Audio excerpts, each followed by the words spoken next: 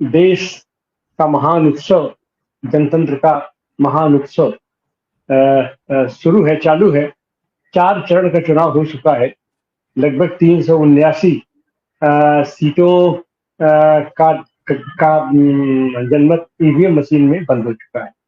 और आज की तारीख में भी इसकी विश्वसनीयता पर चुनाव आयोग को जिस तरीके से आश्वस्त करना चाहिए था वो नहीं कर पा रही है। सुप्रीम कोर्ट भी आश्वस्त नहीं कर पा रही है। उसने स्पष्ट रूप से कह दिया कि नहीं, बीवी पर्ची का 70% हम उसकी काउंटिंग नहीं होगी, उसकी कोई जरूरत नहीं है। और लेकिन फिर उसमें याचिका दायर हुई है और फिर उसने पुनर्विचार के लिए फिर उसने स्वीकार कर लिया है। इस तरीके से आंख मिचौली चल रही है अपने न्यायपालिका का, चुनाव आयोग का, और जनता भी है। जनता ये कह रही है कि अच्छा, देखते हैं तुम कितनी धांधली कर लोगे।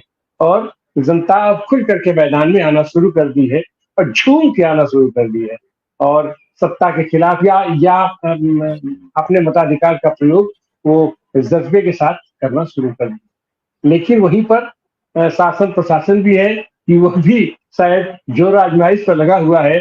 और अभी अभी जो घटनाएं सामने निकल कर आई हैं कि ईवीएम मशीन को स्ट्रांग रूम में जिस तरीके से उसकी सुरक्षा की जानी चाहिए और जैसी संभावना व्यक्त की जाती है कि वहाँ हेरा फेरी होती है, ये वोट डालने से लेकर के और स्ट्रांग रूम में ईवीएम मशीन बदलने तक की हेरा फेरी होती है, उस पर एक बार फिर शंका लोगों की पुख्ता होती जा रही है। क्योंकि हमने देखा अभी खास करके बाराबंकी में पकड़ा गया, छिंदवाड़ा पकड़ा गया कि जहां ईवीएम मशीन रखी जाती है वहां पर सीसीटीवी कैमरा लगा है।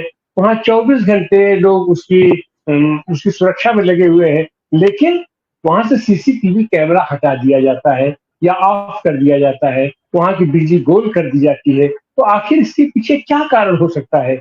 जब उसकी पारदर्शिता संदिग्ध हो, ऐसी हालत में इस तरीके की घटनाएं हो रही हो और सीधे सीधे दिखाई पड़ रहा हो कि सत्ता पक्ष के खिलाफ जनता है, जनता के मूड को भांपते हुए सत्ता पक्ष लगातार नारे देता चला जा रहा है। चुनाव शुरू होने से पहले उसने नारा दे दिया कि हम 400 के पार जाएंगे और उसने जिस तरीके से पूरे के पूरे चुनाव आयोग का गठन किया, चुनाव आयोग की नियुक्ति की, तो वो शंका, साजिश की शंका पुख्ता दर पुख्ता होती चली जा रही है। आज हम उसी बात पर हम चर्चा करने जा रहे हैं कि अब जो होने जा रहा है, इसको तो अब तक तो ईवीएम का घोटाला हो रहा था, लेकिन अब ये तो महा घोटाला निकल करके सामने आ रहा है। इस महा घोटाले की क्या आवश्यकता पड़ गई और इस महा घोटाले का क्या परिणाम आएगा हमारे जनतंत्र पर, हमारे चुनाव पर? इस पर चर्चा करने के लिए आज हमारे साथ है, अभी तक जुड़े हैं राजस्थान से, डॉक्टर रवि यादव जी। आप राजनीति विश्लेषक हैं, आपका स्वागत है, अभिनंदन है। हमारे साथ मुंबई से जुड़े हैं एडवोकेट शकील अहमद, जनता का आईना के आप संपादक हैं, आपका भी स्वागत, अभिनंदन है। और हम चलते हैं ये बंबई से ही पहले अपना लेते हैं कि ये ईवीएम का जो महा घोटाला की तरफ बढ़ रही है हमारी सरकार, हमारा निर्वाचन आयोग, इस पर आपकी टिप्पणी शकील अहमद साहब। धन्यवाद बहुजन संवाद को कि मुझे यहाँ पर इनवाइट किया है। ये जो ईवीएम का जो भी घोटाले की आप बात कर रहे हैं, ये आज देश में बहुत बड़ा एक आंदोलन का रूप ले चुका है और लोगों का विश्वास जो है ये ईवीएम से पूरी तरह से ख़त्म हो रहा है। तो पहले जब ईवीएम के घोटाले की बात की जाती थी तो उसको जन समर्थन नहीं था, लेकिन आज बहुत बड़ा जन समर्थन इसमें है। तो ये ईवीएम का घोटाला इस तरह से है कि जो मशीन में अभी सुप्रीम कोर्ट में हाल ही में सुनवाई हो रही थी जस्टिस खन्ना की बेंच के सामने, और उसमें जो आर्ग्यूमेंट हो रहा था और उसमें जो बातें आ रही थी उसमें यही बातें आ रही थी कि आर्ग्यूमेंट ये किया गया था कि जो मशीन में ऐसी सेटिंग की जा सकती है कि आपने एक को वोट दिया और वो दूसरे को चला जाए, तो उसके लिए ये रास्ता निकाला गया था पहले कि वीवीपैट को लाया गया। पहले वीवीपैट नहीं हुआ होता था, वीवीपैट को इंट्रोड्यूस किया गया कि लोगों की शंका दूर हो। तो सबसे बड़ी बात तो ये है इसमें कि ईवीएम सही है, ये मुद्दा बहुत बाद में आता है। वीवीपैट का मुद्दा बहुत बड़ा बाद में आता है कि वो सचमुच में कॉम्प्रोमाइज हो सकता है या नहीं हो सकता है, वो सेकेंडरी मुद्दा है। प्राइमरी मुद्दा ये है कि लोगों का विश्वास, जो न्याय व्यवस्था, ये व्यवस्था है, ये ईवीएम है, जो चुनाव का रास्ता है, वो सही है या नहीं है। क्योंकि अगर वो कितना भी अच्छा हो, कितना भी फुल प्रूफ हो, लेकिन अगर उसमें से लोगों का विश्वास खत्म हो गया तो वो चीज को हटा देनी चाहिए। क्योंकि लोकतंत्र जो है विश्वास पर चलता है, और अगर लोगों को लगेगा कि मैंने तो किसी और को वोट दिया था, मेरा वोट चोरी कर लिया गया, चोरी कर कर ये लोकतंत्र चल रहा है, चोरी करके ये सरकार आई है, तो वो लोकतंत्र के लिए बहुत खतरनाक चीज है। तो इसलिए जिस तरह का देश में आंदोलन हुआ और जिस तरह का जन समर्थन हुआ, अभी भी लोगों को यह आशंका है कि जनता तो पूरी तरह से इस सरकार के खिलाफ है, मोदी सरकार के खिलाफ है, लेकिन ईवीएम उसको जिता देगी। तो ये बहुत ही खराब स्थिति है, और उसको देखने के लिए दो हमारे देश में सबसे बड़ी एजेंसियां हैं या दो क्षेत्र हैं। एक तो है चुनाव आयोग।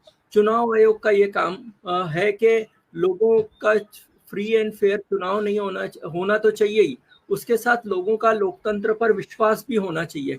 तो वो अपना काम, उनका ये था कि लोगों को ईवीएम के मामले पर लोगों को कॉन्फिडेंस में ले, सारे विपक्ष को बुलाएं, सारी सत्ताधारी पार्टी को बुलाए, जो ईवीएम का विरोध कर रहा है उनको बुलाए, और एक कॉन्फिडेंस बिल्डिंग मेजर वो ले, इससे कि एक ट्रांसपेरेंसी रहे, लोगों का विश्वास पैदा हो। लेकिन वो करने के लिए जो है चुनाव आयोग तैयार नहीं है।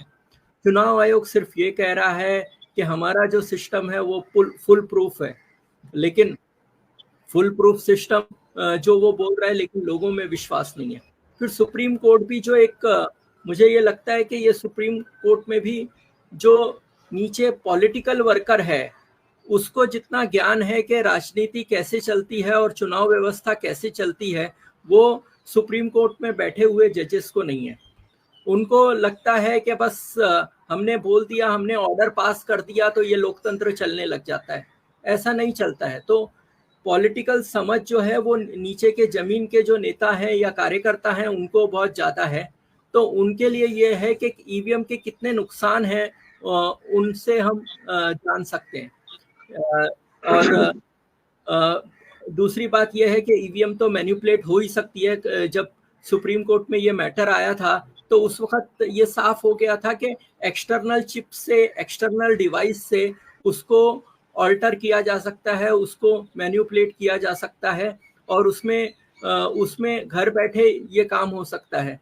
तो फिर भी सुप्रीम कोर्ट को ये लगता है कि जो व्यवस्था, हमको पीछे नहीं जाना चाहिए, जो व्यवस्था हो गई है। जब सुप्रीम कोर्ट में एक बात रखी ईवीएम के विरोध में कि दूसरे सभी उन्नत देशों ने तो ईवीएम को हटा दिया, तो हमारा देश क्यों रखता है? तो जज बोल रहा है क्या हमारे देश को आप उन्नत नहीं मानते हो? हमारा देश क्या किसी पिछड़ा हुआ है? हमारे देश को क्या विदेशों को देखकर हम अपने निर्णय लें क्या? तो इसमें राष्ट्र की भावना डाल दिया। जज को राष्ट्र की उसमें भावना नहीं डालना चाहिए था, उनको वैज्ञानिक तौर पे देखना चाहिए था, लेकिन उन्होंने उस तरह से राष्ट्र कि क्यों, ये देखना बहुत जरूरी है कि क्यों विदेशों में पहले ईवीएम था तो उसको हटाया गया, क्या क्या कारण उसके लिए रखे गए थे कि वो हटाया गया, क्या मुद्दे बने थे, ये सब रिपोर्ट भी है। वो सब देखने की बजाय उसको राष्ट्रवाद का मुद्दा, जैसे पॉलिटिकल पार्टी और नेता राष्ट्रवाद का मुद्दा बनाकर लोगों को शांत करा देते, कोर्ट में भी शांत करा दिया गया।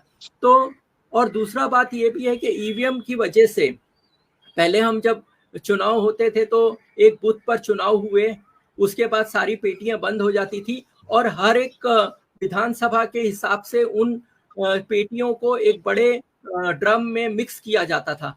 तो जो सीक्रेसी ऑफ वोट है कि मेरे एरिया में कितने वोट बीजेपी को गए, कितने वोट कांग्रेस को गए, वो पता नहीं चलता था। अगर एक दलित की बस्ती है और वो बस्ती के अगर 1000-2000 वोट का एक बूथ है, वहां पर अगर वो पूरा का पूरा बूथ अगर एक पार्टी को जाए तो वो पॉलिटिकल पार्टी को हम सीधा पता चल जाता है कि ये दलितों ने हमारे खिलाफ वोट दिया है या मुसलमानों ने हमारे खिलाफ वोट दिया है। तो वो जो सीक्रेसी ऑफ बैलेट है वो पूरा खत्म हो जाता है। तो फिर वहां पर कॉन्ट्रैक्ट वहाँ के नेताओं से लिया जाता है, देखो तुम्हारे पूरे वोट हमको आना चाहिए, तुमको इतना पैसा मिलेगा, या वो वोटों की खरीद फरोख्त भी होती है। अगर वोट किसको गया ये पता नहीं चलेगा तो वोटों की खरीद फरोख्त भी नहीं हो सकती है। तो ये जो सिस्टम ही है बैलेट पेपर का, बैलेट ये ईवीएम का, वो पूरी तरह से अनसाइंटिफिक है, लोकतंत्र के लिए हानिकारक है, और अभी जनता भी का भी विश्वास जो है इस व्यवस्था के साथ नहीं है। तो ऐसे हालत में ईवीएम को हटाना ये बहुत बड़ा मुद्दा और सबसे पहला मुद्दा था इस लोकतंत्र को बचाने का।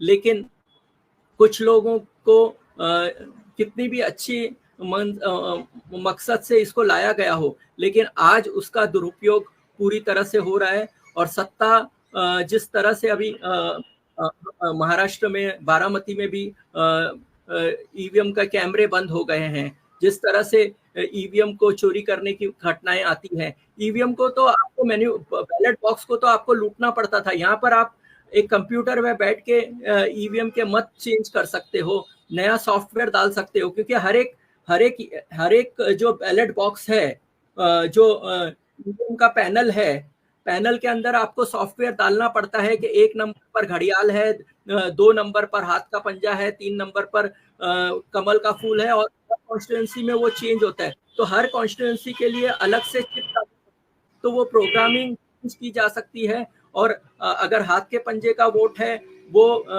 कमल को जा सकता है, कमल का वोट और किसी को जा सकता है, तो वो प्रोग्रामिंग आराम से की जा सकती है, वो बहुत ही आसान चीज है।